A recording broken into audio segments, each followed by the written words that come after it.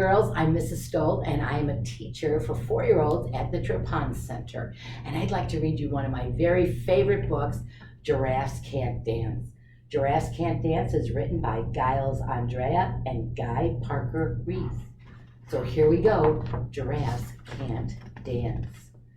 Gerald was a tall giraffe whose neck was long and slim, and his knees were awfully crooked, and his legs were rather thin. He was very good at standing still and munching shoots of trees, but when he tried to run around, he buckled at the knees. Now, every year in Africa, they hold the jungle dance where every single animal turns up to skip and prance. And this year when the day arrived, poor Gerald felt so sad because when it came to dancing, he was really very bad. The warthogs started waltzing, and the rhinos rock and rolled. The lions danced a tango that was elegant and bold. The chimps all did a cha-cha with a very Latin feel, and 8 baboons that teamed up for a splendid Scottish reel.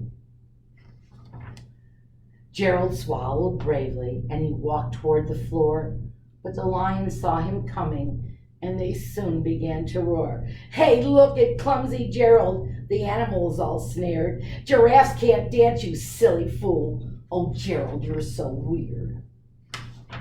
Gerald simply froze up. He was rooted to the spot. "They're right," he thought. "I'm useless. Oh, I feel like such a clot."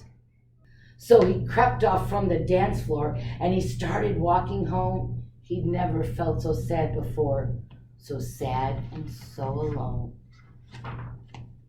Then he found a little clearing, and he looked up at the sky. "The moon can be so beautiful," he whispered with a sigh. "Excuse me," coughed a cricket, who'd seen Gerald earlier on. "But sometimes when you're different, you just need a different song." Listen to the swaying grass and listen to the trees. To me, the sweetest music is those branches in the breeze. So imagine that the lovely moon is playing just for you. Everything makes music if you really want it to. With that, the cricket smiled and picked up his violin. Then Gerald felt his body do the most amazing thing. His hooves had started shuffling, making circles on the ground. His neck was gently swaying, and his tail was swishing round. He threw his arms out sideways, and he swung them everywhere. Then he did a backward somersault and leapt into the air.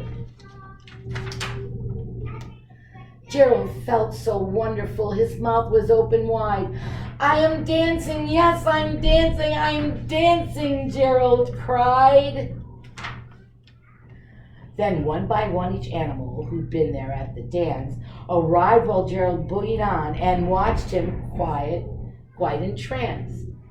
They shouted, "It's a miracle! We must be in a dream. Gerald's the best dancer that we've ever seen."